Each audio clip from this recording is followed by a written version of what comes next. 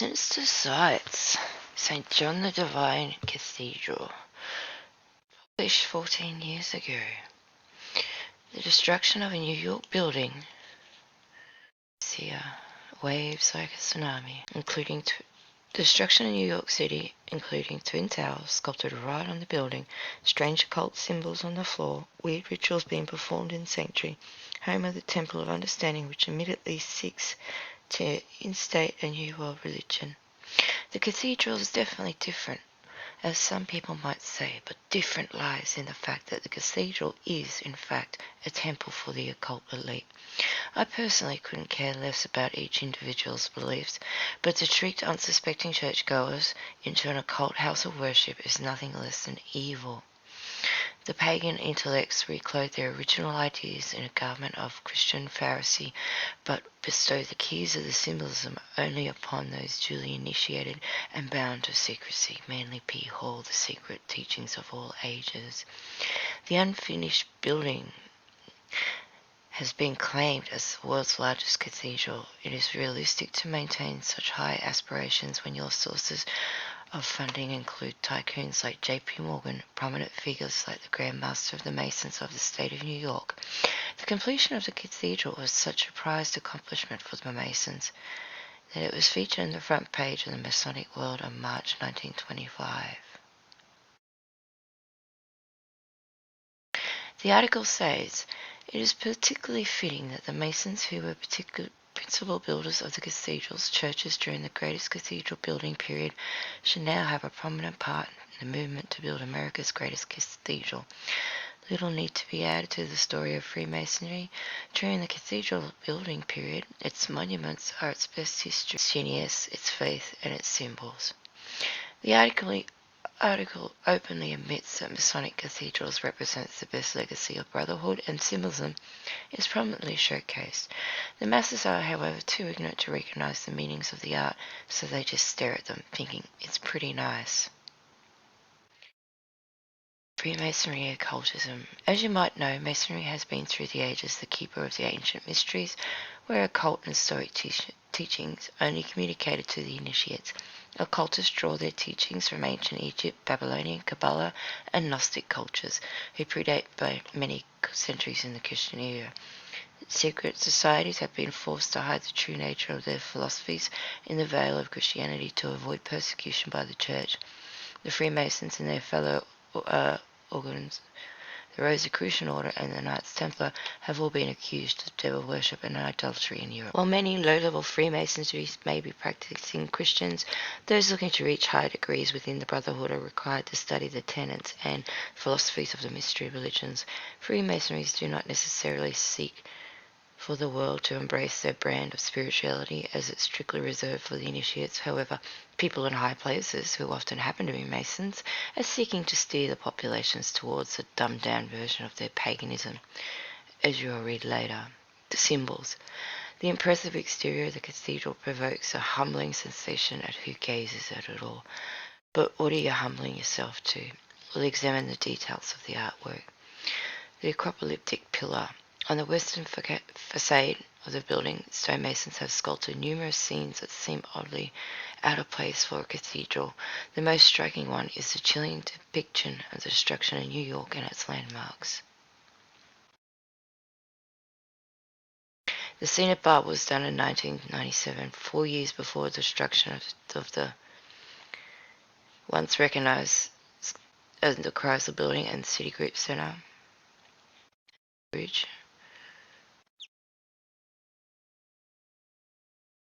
The scene above might be unsettling for New York residents.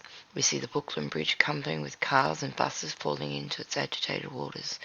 At the right, it is the Statue of Liberty, which seems to be sinking in the water. Beneath this horrifying prophecy is New York Stock Exchange, with people trading goods around it. So what's the purpose of this weird carving? Well, the first thing that needs to be mentioned is the actual St. John the Divine is credited for writing the book of Revelation in the Bible, which describes in its symbolic imagery the events of the apocalypse. Occultists believe that the book of Revelation has been hermetically coded to reveal its true meaning to the initiates and Stoic teachings. This scene, carved on the western entrance of the cathedral, depicts New York as being Babylon the Great. The city that completely gets destroyed by the wrath of God, the book of Revelation mentions. Fallen, fallen, Babylon the Great. She has become home for demons, and haunt for every spirit, a haunt for every unclean and starved bird. For those nations have drunk the maddening wine of her adulteries.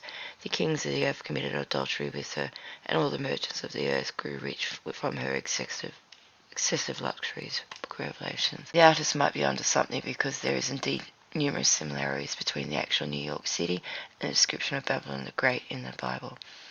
The book of Revelation mentions a great prostitute who sits on many waters, people, multitudes, nations, and languages, holding a golden cup.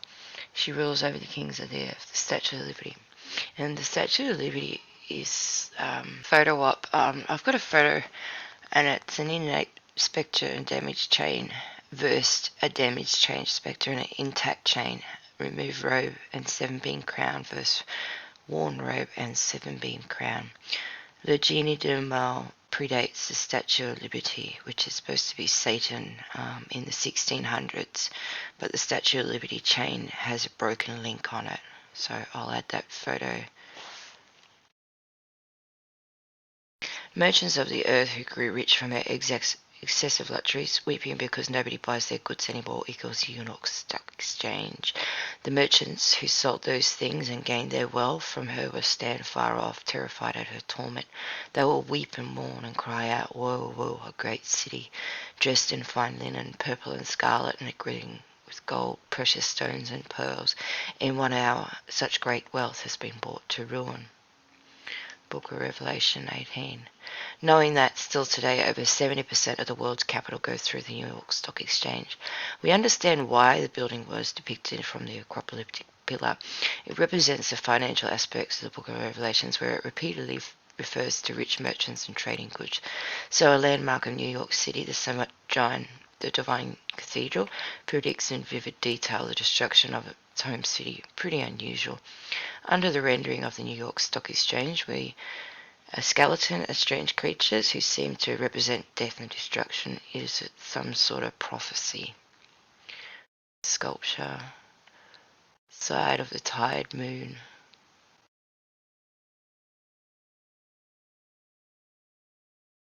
Pretty disgusting body. The sculpture, which basically symbolizes the struggling between good and evil, features numerous elements we can find in paganism, sun worship, mythical creatures, and sun versus moon duality, called Fountain of Peace. The sculpture borrows a fantastic, bizarre, and distorted art style of the grotesque. All sorts of animal creatures are emerging from a smiling sun, which represents the basic paragon of sun worship, the sun as the giver of life. The idol points to the east, an ancient pagan tradition. There is also weird stuff on the sculpture, like a DNA symbol. A DNA symbol also appears at the entrance of the cathedral. We all know how genetic it is as a Christian as it gets. We can also find a quote from John Lennon saying, "One day the world will live as one." This is spooky, read on. Strange rituals. A procession of ghouls. Every year at Halloween, St. John the Divine is the host. Every year at Halloween, St. John the Divine is the host of a strange event called the Grand Procession of the Ghouls. It is basically a parade taking place right inside the sanctuary of the cathedral, where people dressed in costumes of demons, ghouls, monsters, and other creepy things walk around and make organ music. This thing resembles the strange rituals held behind closed doors by occult groups outside the great number of costumes representing demons, Satan, already extremely bizarre for a cathedral. Some costumes seem to make a mockery out of Christianity.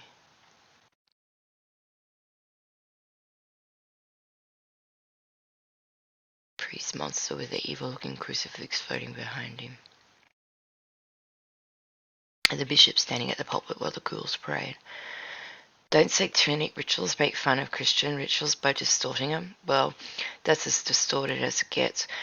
Processions as pagan traditions like the procession of the Preaching and Journey, which is very similar to the one of St. John the Divine in many ways.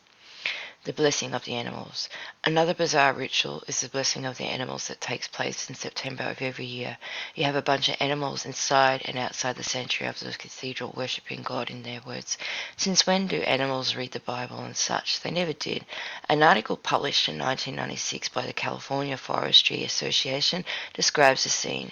Goats, horses, and other animals are led to the altar to receive blessings. Camels, elephants walk the aisles as worshippers march to the altar with bowls of compost and worms. And I'm going to mention something here. So you need to check out this channel if you're not already subscribed. He's basically showing what the Voynich book is about, Homunculus, with Francis Bacon, who we know is the one who re-edited the Bible and added different parts to it. But these animal parts is like what they used to do is they would use animals and create these beings. So this is why they would be bringing animals into these sanctuaries. I'll leave a link. You should really check out this video. It goes for 9 hours and it is really deep. I know a lot about most of this stuff, but it's just deep, really deep. And if you haven't got an open mind, yeah, don't bother because it'll scar you. But and the worms is part of what they use with those other rituals. So another pagan ritual taking place inside the church. Notice the white robes everyone is wearing. Cow is worshipped out. So they used cows back in the day to create these beings. So they would use these cows, and this is probably why cattle are so sacred in India, because these were divine to them. You know, they still stop traffic. So check it out. It's deep. And that's why they always slaughter a red heifer. Do you notice the white robes? Look at the pictures of the other pagan rituals. Celebrating Lucia, which is Lucifer. Pagan ritual in Greece.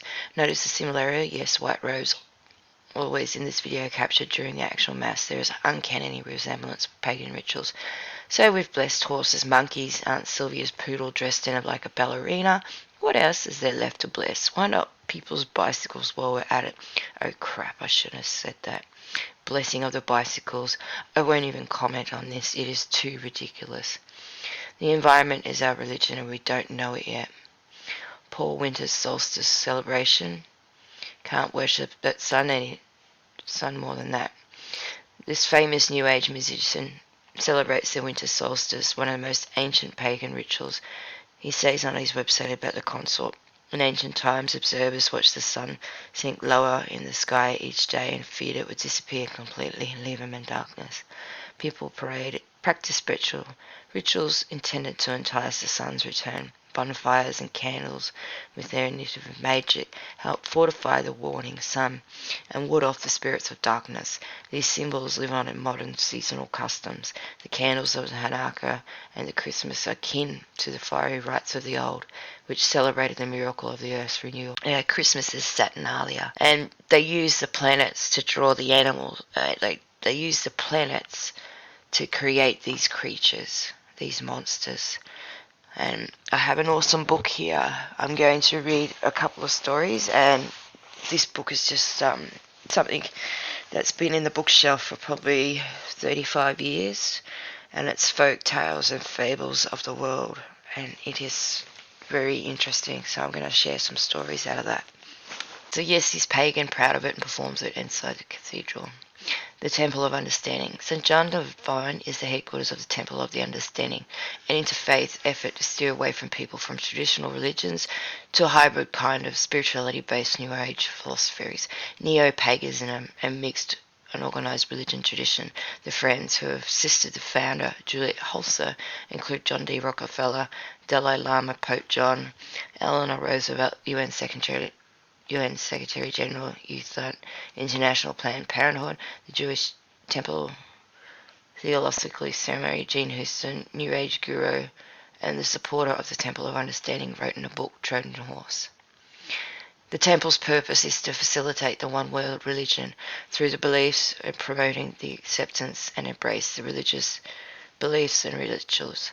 The Temple of Understanding's mediation room was be known as the Hall of Illumination, where the Illuminati, masters of wisdom, and leaders of the Temple of Understanding will train the public in new hermetic cult to create a new type of mystic. The temple has received a full UN accreditation and has been a key actor in spiritual department of the UN. 12 individuals listed as directors of advisors from the Temple of Understanding are also members of the UN's Global Forum Councils. These forums have received numerous speakers who openly support a neo-pagan religion based on earth worship. James Lovelock, one of the speakers, mentioned that Gaia, an ancient term describing the earth as a goddess, was the giver of life and had the capacity to heal herself. He describes humans as being cancers to Gaia, an illness too overwhelming for her to heal herself. In other words, humans are parasites to the goddess Gaia. Al Gore has been a guest several times at the Cathedral of St. John the Divine, where he famously said, God is not separate from the earth. Well, in Christianity, Judaism, and Islam, God is in fact separate from the earth in the heavens. If you decipher the phrase, God equals earth equals God equals earth is God. Gore has repeatedly applauded by pagan groups for his books and lectures. The Church of All Worlds congratulated the Clinton-Gore victory in 1996 by writing, "We are neo-pagans," implying an aesthetic reconstruction of ancient nature religions and combining archetypes of many cultures with other mystic and spiritual disciplines. And our beliefs and values are no different from those you describe as your own. Your book, Earth in Balance, is heard by our people as a manifesto, for we hold dear know that there are 500,000 neo-pagans out there who support you and who voted for you and who will rally to the end for your policies for the salvation of the earth and unification of the great family. Another member of the board of directors of the Temple of Understanding is Thomas Berry. He believes that the world is being called to a new post-denominational, even a post-Christian belief system that sees Earth as a living being with mankind as her consciousness. Okay, so what the heck does that mean? Well, if you read my article about the Georgia Guide or DIA, you're already aware of the unusual monuments and art placed by powerful yet selective groups calling for a new type of global spirituality. Keywords or expressions are often used to make this religious shift socially accepted. Peace, balance with nature, harmony with the infinite. How can you be against peace? You can't. Those buzzwords hide, however, the means that would be used to obtain those objectives. Peace will only happen when there will be a single world government. Balance with nature will only happen when world populations will drastically decrease, and harmony with the infinite will only happen when the world will give up traditional religions and embrace neo-paganism and humanism. St. John the Divine Cathedral acts as an earth center for the spiritual side of a global shift. Through numerous forums and UN summits, the Temple of Understanding reunites leaders from all major religions to a diverse universal message. This message will later be communicated to the masses through local religious networks. It is a slow yet steady manner. All religious faiths are leaning towards the same set of values and will eventually converge into humanism. See, they've already started doing that with transhumanism. An example of this is Madeleine L'Engle's course given inside the cathedral. She is also one of the founders of the temples. Her teaching includes shamanism, out-of-body experiences, astral projection, tarot methods of fortune-telling, earth worship, psychic abilities, yoga, tantric toga, a sexual form of magic, and astrology. This stuff is just stuff that lets demon possession happen. You don't do it. You just don't. It's not good.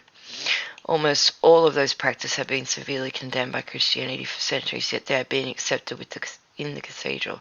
These type of courses are being promoted in various religious temples around the world. But the main value that needs to be globally accepted is environmentalism. By a sense of urgency and fear regarding the degradation of nature, it is easy to pass laws that would otherwise unpopular, to raise taxes for the sake of the environment and shift the mass focus to the new respective religious laws, which will be Noahide laws. So they'll bring the digital dollar in, and everyone will get a payment because robots will take over all the work. the population will drop drastically and there will be no work. So for you to get this money, you're going to have to behave. It'll expire. It's going to be hell. We've seen nothing yet. People embracing this New Age spirituality are more likely to accept conversional projects like Planned Parenthood and eugenics. When nature is your religion, you see human life as a parasitic presence and more likely to rationalize the death of mass of people. In conclusion, if you have to take one thing from this article, that is, St. John the Divine Cathedral is not Christian. In fact, it houses the very people that are working towards the eradication of religions. They're doing a great job at it. Like I said in the beginning, I do not condemn any faith, whether it's Muslim, Christian, or Wiccan, all faiths containing wisdom in their teachings. But messing with people's faith and tricking them into worshipping something else is pure, epic biblical proportions. Copper from G.I. Joe Selector from He-Man Evil. Some say Satan is the master of deceit. Well, people going to Mass in a cathedral are being deceived in many ways they can't even imagine. Paul warned the Corinthians, for such are false apostles, deceitful workers, transforming themselves into apostles of Christ. And no wonder, for Satan himself transforms himself into an angel of light. Therefore, it is no great thing if he ministers also transform themselves into ministers of righteousness, whose end will be according to their works.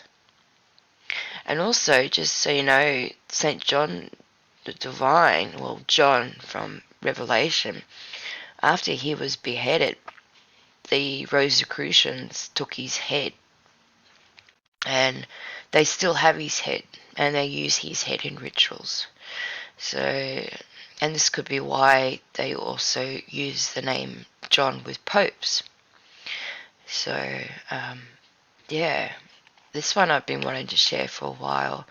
The UN has a building, so the United Nations has their church inside the building, and it's really weird. It's just a room where you walk in from darkness into light, and they brag about it. So this is their prayer room here, and of course with the black cube. Where else have we seen the black cube? Yeah, you guessed it. So they're openly showing their symbolism and showing us what's coming. Check out my video about the Vatican sculpture too. It's interesting. So a while ago I showed this video.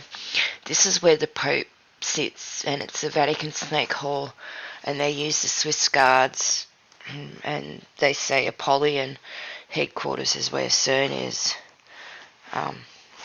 So what happens is when you mirror this image, you have a demon feasting upon humans. See, there's the demon, and it's feasting on the humans, and people just don't even see this. They openly mock. And this is Snake Hall. I've shown a few videos where art and the symbology, where they show you what they're doing, and you know they by their laws of karma they have to tell you what you're doing. So I've got, yeah, it's where you mirror it with the line. So it's just sad people can't see this. And then it's the same with the Last Supper image. So the Vatican is a key, a star fort. But the Last Supper image also, if you mirror it, it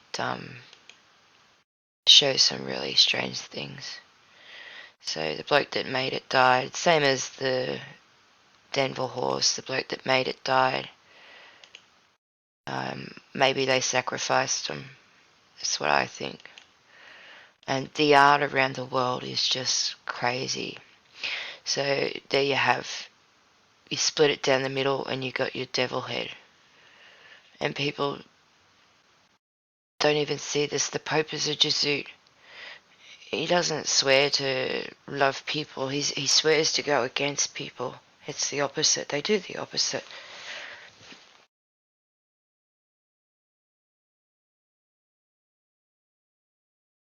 The fangs, the eyes, and this one with the Last Supper. So everything with these artists is perspective and mirrors. So if you mirror the images, you'll find a lot of interesting things.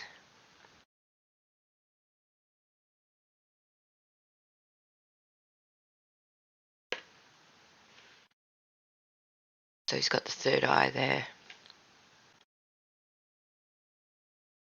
the goat head. And that's along the top border of the image. It's a goat head.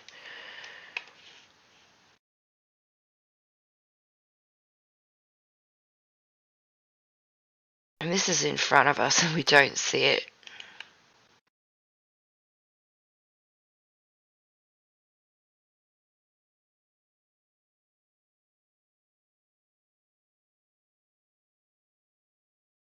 And all the faces are the same. They've all got goat heads, so